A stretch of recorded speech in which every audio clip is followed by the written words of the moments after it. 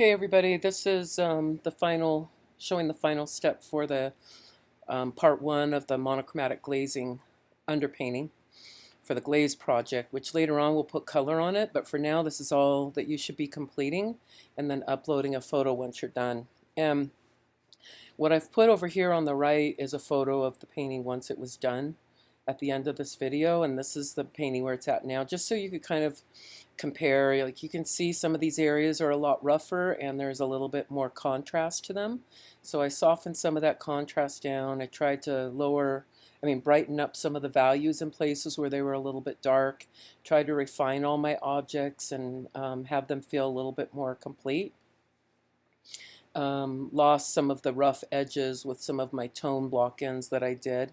Really lightened up some of this shadow area. And part of the reason you want to key this painting overall on the brighter side is because when you start laying in the layers of glazing on top of it, it's going to darken very quickly and the color won't show as well. So if you can basically get it to key like 6 or brighter for the most part, like I didn't care so much about this shadow area, but if you can get it to key like no darker than a number 6 in the majority of your painting, that will really help when you lay in the glaze later. So let's kind of look at this video, and all I'm going to do is kind of fast forward through some of this because this is a 2.5 hour long video. So the first step when I start out is that I always wipe in a layer of oil first.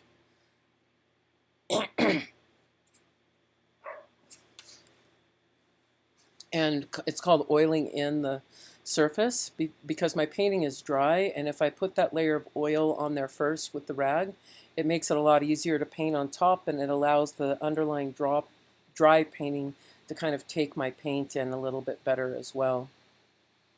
Let me see if I can. Okay, so basically I just started off with that background drapery. You can see I blocked in a lot of the same value that I previously had on there, and then put in some lighter shadows. You can see what a big difference it is in the shadow base. There, it's quite a bit brighter.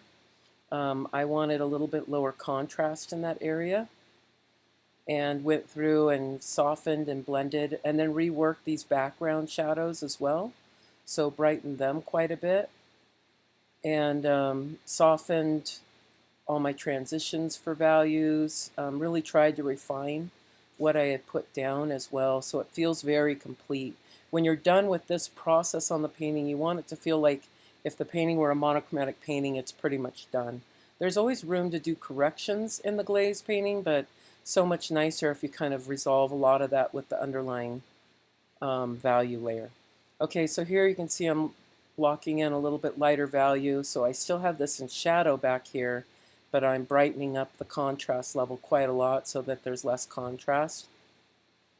I go through and soften a lot of those transitions, and I'm just working my way around the painting.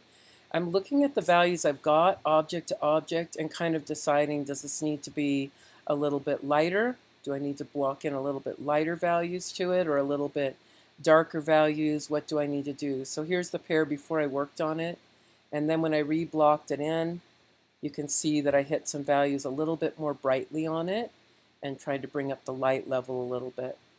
I'm using a blending brush, that's the blue-handled brush you'll see me holding sometimes, to finally soften those values and the transitions.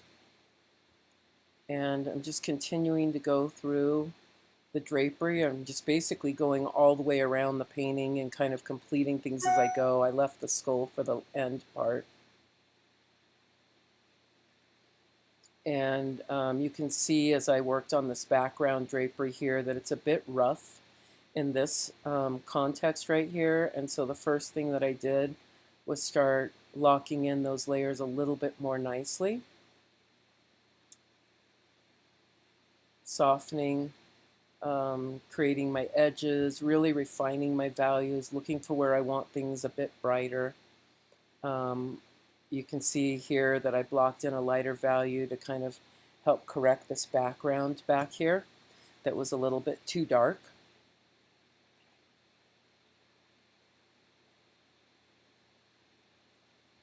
and refined a lot of the contrast that I originally had in this area as well. Now I'm going through and kind of reworking this pear a little bit that's sitting in the background, softening that contrast there.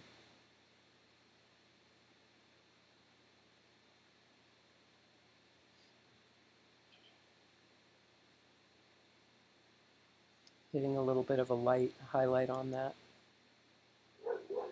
Then I started going through and reworking the box, and the bottle. So you can see I'm putting the edges of the box back in. They weren't really in there before. I didn't worry too much about them in the beginning. I just kind of noted them very barely. But now I'm going through and trying to get a little bit of brightness in there and build the dimension of the box a little bit more accurately. I also started hitting things like a little bit of light here at the edge of the box.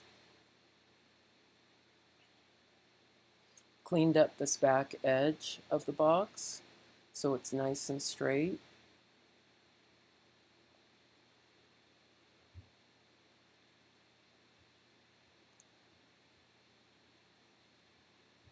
And then came in with a really fine hairbrush to finish those front edges and try and get that very accurate.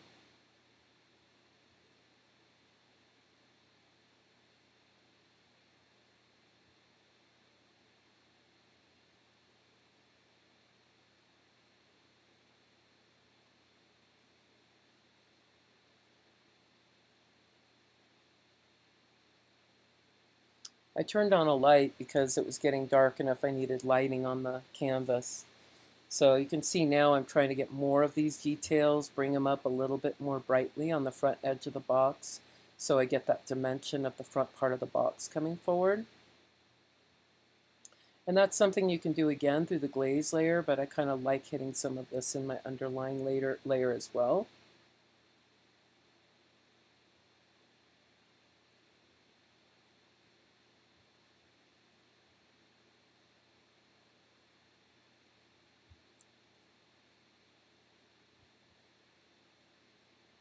And I hit some of that there, and then I was like, well, that's just a bit too dark. So I came back and picked up some lighter paint and started making the adjustments. Brightened it up quite a lot in there. And you can kind of see if I move through here how much brighter it got, which is nice. When I put the color on this, the color is going to really show well. Tried to refine my edges of that cast shadow a little bit better and lighten it up so that the color will affect it better when I do the glazing. And then started working on the little vase that's sitting on top of the box. And so what you'll notice when we look at this is I'm trying to do it up on the easel, but it's quite difficult for me to keep my hand steady and to get nice circles. And I can't rest my wrist because the whole painting is wet right now. So sometimes I'll pull it off and put it on my lap and finish trying to clear those edges. So that's kind of what happens here. I took it down into my lap a couple times and just tried to refine some of those edges a little bit better and then get the brightness that I could see in the photograph back at this back corner.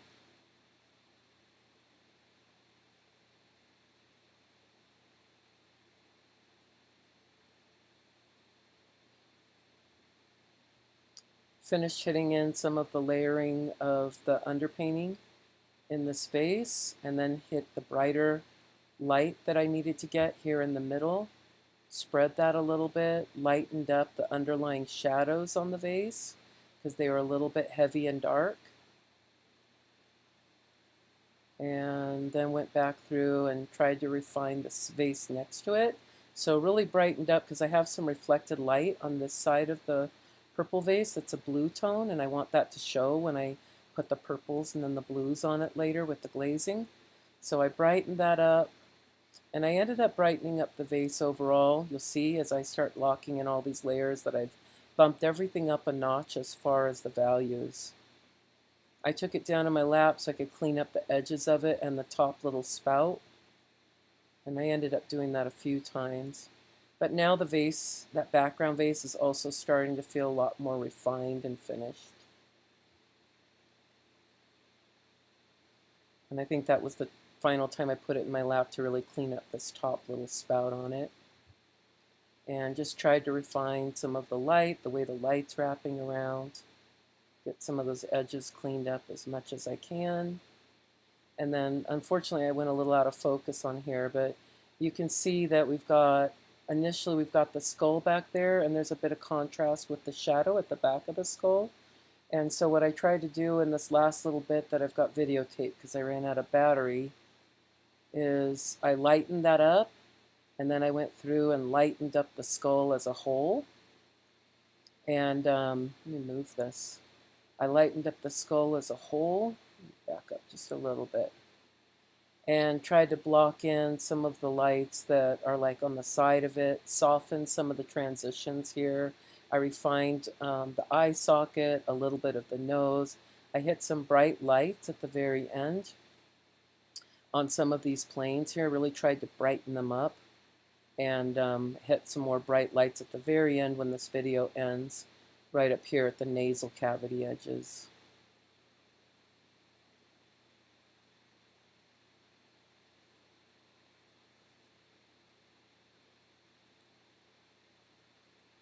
So you can see for the most part on this painting I use a lot of my bristle brushes, but sometimes I do pull out some of my soft hair brushes when I'm trying to really refine edges nicely, like on the bottles and vases, or when I'm trying to soften and get rid of my brush strokes. Then I use those soft-haired larger brushes, more like a blending brush would be used. Here I'm just trying to finish brightening this up to where I want it. And I pulled a little bit of lights right into this area right before we lost the battery power on it.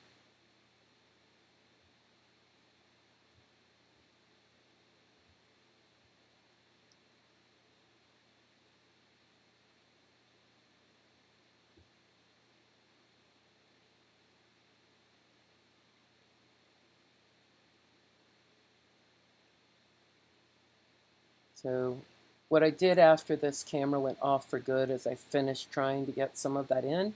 I was also struggling a little bit with my light source because I put it up on the fly and I only had the one light source, so it ends up being a little bit on the contrasty side. So let's open up this a little bit bigger, and then I want to be able to show you more of a close-up, just so you can see brush strokes and so on. So there's a hair or something there, but otherwise you can see that this is just a lot more refined overall. It feels a little bit more complete. Now I like brush strokes in my paintings, so I don't smooth them out completely, but it's definitely a lot smoother than it was. I actually like to leave a bit of brush strokes in things like skulls because they're so organic and they have some roughness to the structure, so I keep that in there. You can see back here within like the background drapery and so on, I've tried to clean up all the edges on the bottles and the vase. I'll be able to do even more cleanup with this when I move into color later. Really softened a lot of these transitions and values, really brightened up a lot of these values so that they weren't such high contrast. I never did anything with the stick because I decided it was fine with the stick the way it was. I kind of, again, it's another organic form, kind of like the skull, and I kind of like the roughness. I probably would have left the skull to some extent as well, except that I had some areas that were a little bit higher contrast than I wanted. And you can see that I brightened up the pears quite a bit here in the background and foreground, and tried to make sure that their shadows weren't too dark so that when I put color on them they'll show well. So that's basically it.